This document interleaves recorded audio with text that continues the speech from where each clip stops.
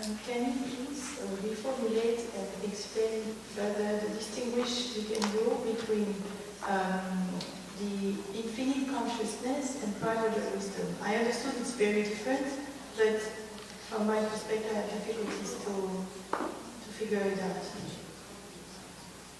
Infinite consciousness, if we have this concept, infinite consciousness, and the concept of primordial wisdom. What is the difference? For me, it's what knows everything. So what is wrong in this view?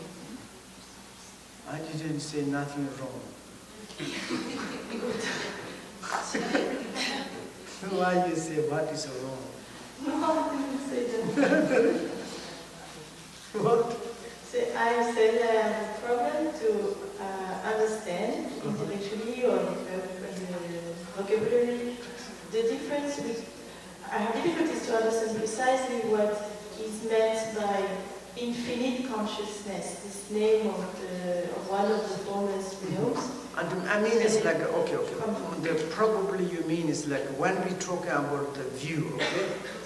View, there is many different categorization of the view, okay? Even in the Buddhist schools, there's 4 schools. The view of the Shavaka, view of the Patika, view of the Bodhisattvas, yes? View of the mind, this many different views. We need good view, Mahayana's view, Buddha's view, okay? That view, it is like we are now talking about like this. It's free from the 3 spheres. 3 spheres or spheres. And like this is like, this means it's like the mind, the wisdom itself is like not any stock. Like for example, the infinite of the space. For example, if you think, oh, my view is like space, it's a nothing.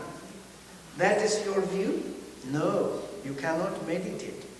And maybe it's okay, I'm analyzing my consciousness. Maybe everything is consciousness. It is like outer, inner, everything saying the consciousness. And the consciousness itself is this, cannot describe. It is infinite consciousness.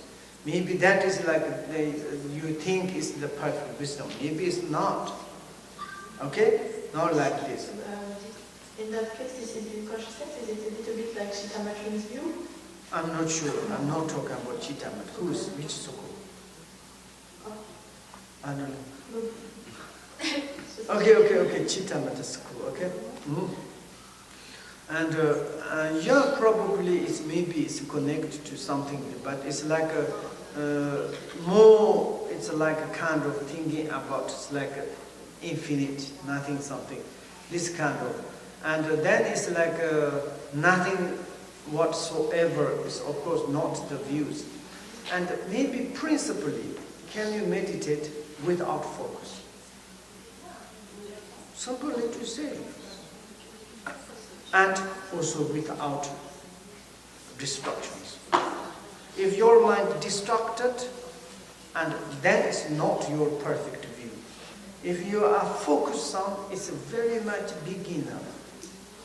It is like kind of, in the non-Buddhist or some Buddhist, or even someone criticized to the Buddhist, say, oh, Buddhist people to preserve something into the mind, then they are meditated. And of course, it's a beginning, in the relatively be something preserved, but it's a reality is what we need to preserve. We preserve existence or no existence, or neither or without neither. What do we need to preserve? Permanent preserved or impermanent preserved? Partically preserved or the momentary nature is preserved? What is we preserved? If preserved something is a permanent something to you, holding things is obviously we can to look at what we need to holding. Holding is nothing cannot holding, but there is a kind of in the wisdom says like clearly seeing here. There are clearly ceaseless. And it's like kind of we have a continuation, but what is something preserved? Preservation is nothing there. This maybe we can to analyze, okay, more. And other questions? Thank you very much. Okay.